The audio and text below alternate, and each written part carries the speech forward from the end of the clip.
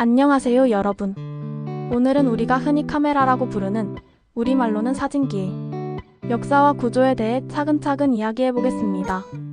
먼저 사진기의 기원을 거슬러 올라가 보면 그 출발점은 바로 카메라 옵스큐라 캐머라 OBS CURA입니다. 라틴어로 어두운 방이라는 뜻이죠. 아주 옛날 사람들은 깜깜한 방의 벽이나 지붕에 아주 작은 구멍을 뚫어두고 그 반대쪽 벽에 외부 풍경이 거꾸로 맺히는 걸 보고 신기했답니다. 원래는 이걸로 일식을 관찰하거나 자연 풍경을 관찰하는 데 썼어요. 점차 사람들이 이걸 좀 더 쉽게 보기 좋게 만들려고 이동할 수 있는 형태로 개조하고 나중에는 한 사람이 들고 다닐 수 있을 정도로 작아지게 된 거죠.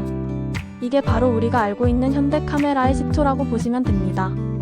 이 아이디어를 실제로 구체화시킨 인물들 중에서 유명한 사람이 바로 레오나르도 다빈치입니다. 그런데 이 카메라 옵스큐라의 원리를 실제로 썼던 사람은 그보다 더 오래된 영국의 철학자 로저 베이컨이라는 사람입니다. 무려 13세기 사람이에요. 그는 일식을 관찰할 때 이 원리를 사용했다고 해요. 그보다도 앞서서 이 원리를 알아낸 사람이 있었다는 기록도 있는데 아무튼 다빈치보다도 오래된 사람들이 이 기술을 어느 정도 이해하고 있었다는 점이 참 흥미롭죠. 1558년에는 이탈리아의 과학자 포르타라는 사람이 자연의 마술이라는 책에서 이 카메라 옵스큐라를 그림 그릴 때 도구로 사용하라고 권했어요. 이게 또 널리 퍼지면서 많은 사람들이 실제로 그림 그릴 때 카메라 옵스큐라를 활용하기 시작했죠. 또 렌즈와 조리개 같은 개념도 이 시기에 등장하게 됩니다. 1550년에 카르다노라는 물리학자가 이 구멍에 렌즈를 끼우면 더 밝은 상을 얻을 수 있다고 했고 1567년에는 조리개의 개념도 등장했어요. 지금의 카메라처럼 빛을 조절한다는 개념이 본격적으로 도입된 거죠. 그러다가 17세기쯤에는 독일의 수도승이었던 요하네스 찬이라는 사람이 아예 들고 다닐 수 있는 휴대용 카메라 옵스큐라를 만들었습니다. 이게 훗날 박스 카메라, 리플렉스 카메라로 발전하게 되는 원형이 됩니다. 2부 진짜 사진기로서의 카메라 등장. 자, 이제부터는 그림을 그리는 도구가 아닌 사진을 찍는 도구로서의 카메라에 대해 이야기해 볼게요. 1800년대 초 영국의 토마스 웨지우드라는 사람이 처음으로 카메라 옵스큐라를 이용해서 상을 고정시키는 실험을 시도했지만 아쉽게도 실패했습니다. 하지만 이 시도는 굉장히 중요한 의미를 갖고 있어요. 상을 고정시켜보자라는 생각을 처음으로 실험한 사례였으니까요. 그리고 드디어 1839년 프랑스의 루이 다게르가 다게르오타입 DHURROTYP라는 진짜 사진기를 공개하게 됩니다. 이것은 나무 상자 두 개가 겹쳐져 있고 앞쪽에 렌즈, 뒤쪽에는 다크 슬라이드를 끼워 넣어서 초점을 맞추는 방식이었어요. 말 그대로 사진을 찍는 기계가 세상에 처음으로 등장한 순간이죠.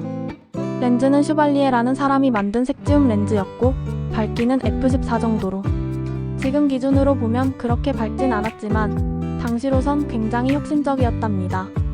재밌는 사실은 이 다게레오타입 카메라가 발표되기 2달 전에 이미 영국에서는 F. 웨스트라는 사람이 대중용 카메라 광고를 냈다고 해요. 그 카메라는 바로 칼로 타입이었죠. 그래서 어떤 사람은 다게르가 최초라고 하고 또 어떤 사람은 톨벗의 칼로 타입이 더 먼저라고도 말합니다. 아무튼 1800년대는 정말 카메라 기술이 폭발적으로 발전하던 시기였어요. 그리고 1850년대가 되면 카메라 바디도 접을 수 있게 되거나 천으로 만들어진 카메라도 등장합니다. 이 시기에는 두 개의 렌즈가 달린 입체 카메라, 즉 스테레오 카메라도 제작되었고요. 특히 1851년에는 F, S, 아처가 콜로디온 스판법을 발표하면서 감도와 화질이 크게 향상됩니다. 하지만 촬영할 때 감광판이 젖어 있어야 했기 때문에 여전히 번거롭긴 했죠. 그래서 곧바로 감광막을 건조시켜도 쓸 수 있는 건판이 등장하게 됩니다. 3부 건판의 등장과 카메라의 대중화. 자, 이제 사진기 역사에서 중요한 전환점이 찾아옵니다.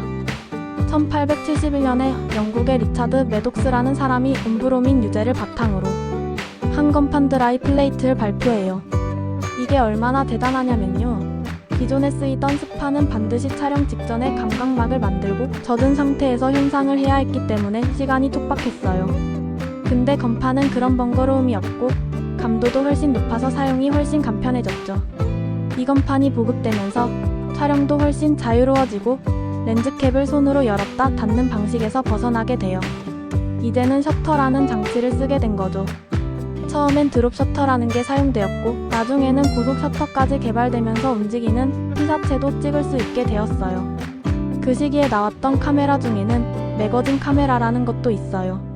이건 카메라 안에 건판을 여러 장 넣어두고 한 장씩 교체하면서 계속 촬영할 수 있는 구조였죠. 지금의 연사기는 같은 거라고 보시면 돼요. 엄청난 혁신이었죠. 그리고 이 시기를 지나면서 리플렉스 카메라도 본격적으로 등장합니다. 1861년에는 토마스 세튼이라는 사람이 카메라 옵스큐라 원리를 응용해서 리플렉스 카메라를 만들었고 나중에는 1898년에 등장한 캠비에르 볼턴이라는 카메라가 지금의 이런 리플렉스 구조에 아주 가까운 모습을 갖게 돼요. 여기에 포컬 플레인 셔터도 장착되어 있었고요. 사부 롤필름과 라이카의 등장. 1880년대에는 사진기 역사에서 또 한 번의 대격변이 찾아옵니다. 바로 롤필름의 등장인데요.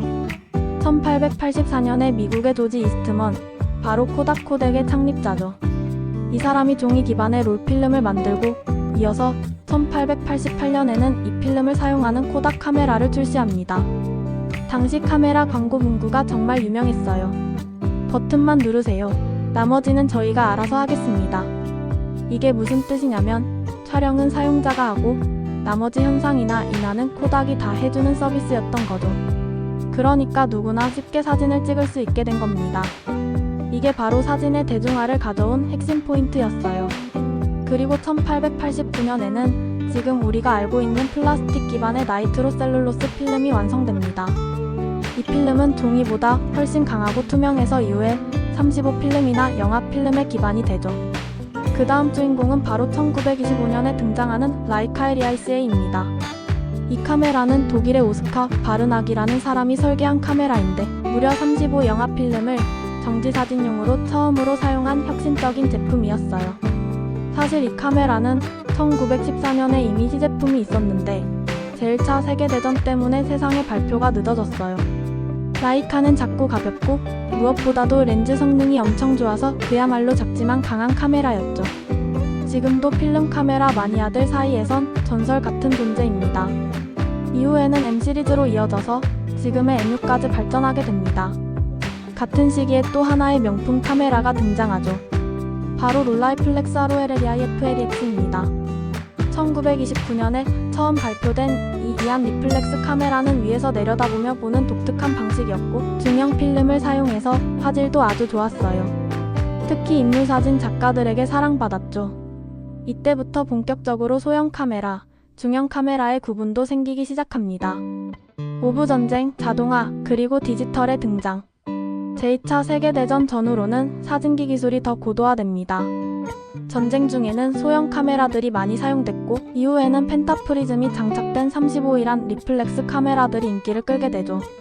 자동 노출 기능, 자동 초점 기능, 노출계 연동 방식 같은 기능들이 추가되기 시작하고 19만 6070년대에는 카메라가 점점 똑똑해지기 시작해요. 그리고 2000년대를 기점으로 디지털 카메라가 본격적으로 등장하게 됩니다. 더 이상 필름이 필요 없고 전자센서로 빛을 기록하는 방식이죠. 이 시점부터 필름 카메라의 시대는 서서히 저물게 됩니다. 물론 요즘엔 다시 필름이 부활하고 있는 흐름도 있긴 해요. 육부 사진기의 구조와 원리, 그리고 찍음 요령. 이제부터는 사진기의 내부 구조와 원리에 대해 조금 더 자세히 살펴보겠습니다. 우리가 사진을 찍을 때 단순히 찰칵 한 번으로 끝나는 게 아니라 내부에서는 굉장히 정밀하고 복잡한 메커니즘이 움직이고 있거든요. 먼저 사진기의 핵심은 뭐니뭐니 해도 렌즈입니다. 렌즈는 단순히 유리 한 장이 아니라 여러 장의 광학 유리를 서로 다르게 배치해서 중심부든 가장자리든 선명한 이미지를 맺도록 설계된 정밀한 부품이에요. 이 렌즈에는 조리개라는 장치가 있어서 들어오는 빛의 양을 조절할 수 있습니다. 이 조리개는 F값으로 표시하는데요. F2.8, F4, F8 이런 숫자 보셨죠? 숫자가 낮을수록 밝고 숫자가 높을수록 어두운 거예요. 조리개를 조이면 빛은 적게 들어오지만 선명하게 찍히는 영역, 즉 피사계 심도는 깊어집니다. 그리고 셔터. 셔터는 말 그대로 빛이 들어오는 시간을 제어하는 장치죠. 렌즈 안에 있는 렌즈 셔터, 그리고 필름면 바로 앞을 가리는 포컬 플레인 셔터, 이 두 가지가 주로 쓰입니다. 요즘은 전자식 셔터도 많아졌죠. 셔터 속도가 빠르면 움직이는 물체를 멈춰 찍을 수 있고 느리면 흐릿한 흔적을 남길 수도 있죠. 그 다음은 파인더입니다. 파인더는 우리가 어떤 장면을 찍을지 확인하는 창문 같은 역할이에요. 리플렉스 카메라에선 렌즈를 통해 들어온 빛이 거울과 펜타프리즘을 거쳐 파인더로 들어옵니다. 그래서 보는 그대로 찍히죠. 반면에 거리계 연동식 카메라나 뷰파인더 카메라는 렌즈랑 시선이 다르기 때문에 시차가 생기기도 해요. 이런 문제를 보완하기 위해 파인더 안에 프레임라인이나 시차 보정 마크가 들어있는 경우도 많고요. 그리고 아주 중요한 기능 중 하나, 노출계도 있습니다. 요즘 카메라는 거의 대부분 노출계를 내장하고 있어서 빛의 양을 자동으로 측정하고 적정 노출값을 계산해줘요. 특히 렌즈를 통해 직접 측정하는 TTL-THR OUGH. 더 렌즈 방식은 정확도가 뛰어나서 전문가들도 많이 사용합니다. 요즘엔 오토포커스 AF도 기본 기능이죠. 버튼만 눌러도 초점이 자동으로 맞춰지는데 이건 렌즈 두 개로부터 들어온 이미지를 비교해서 정기적으로 초점을 잡는 방식이에요. 초음파나 적외선 방식도 있고요. 7부 사진기의 관리와 활용. 마지막으로 아무리 좋은 사진기도 관리가 안 되면 소용없겠죠? 사진기는 굉장히 정밀한 기계입니다. 충격이나 먼지 습기에는 약하니까 항상 조심해서 다뤄야 해요. 렌즈는 손으로 직접 문지르지 말고 렌즈 클리너나 세미가죽 같은 전용 천으로 살살 닦아주세요. 지문이나 먼지가 렌즈에 묻으면 화질이 뚝 떨어지거든요. 또 오래 보관할 땐 배터리를 꼭 빼두고 12개월에 한 번씩 셔터도 눌러보면서 작동 상태를 확인해주는 게 좋아요. 고장나서 곰팡이라도 생기면 수리비가 훨씬 더 많이 들 수도 있으니까요. 그리고 렌즈 후드, 필터, 삼각대, 릴리즈, 스트로보 같은 부속품들도 적극 활용하면 훨씬 더 다양한 촬영이 가능해집니다. 특히 삼각대는 장노출이나 접사할 때 정말 필수예요. 접사 촬영을 하려면 접사링이나 접사 렌즈 같은 액세서리도 필요하고요. 촬영 거리에 따라 초점 거리와 피사계 심도, 조리개 값을 잘 조절하면서 촬영하는 습관을 들이는 것이 아주 중요합니다. 사진기의 철학. 자, 여기까지가 사진기의 역사와 원리, 구조, 그리고 활용법까지 전체적인 흐름입니다. 우리가 흔히 손에 쥐고 있는 카메라는 단순한 기계가 아닙니다. 수백 년 동안 수많은 과학자, 발명가, 예술가들이 쌓아온 지식과 기술, 그리고 예술적인 감성이 집약된 결과물이죠. 빛이라는 보이지 않는 존재를 포착하고 순간을 영원으로 바꿔주는 도구. 그게 바로 사진기입니다. 오늘 강의가 여러분께 사진기라는 존재를 조금 더 깊이 이해하고 단순한 촬영 도구가 아닌 시간과 기억을 담는 매체로서 바라보게 되는 계기가 되었으면 합니다.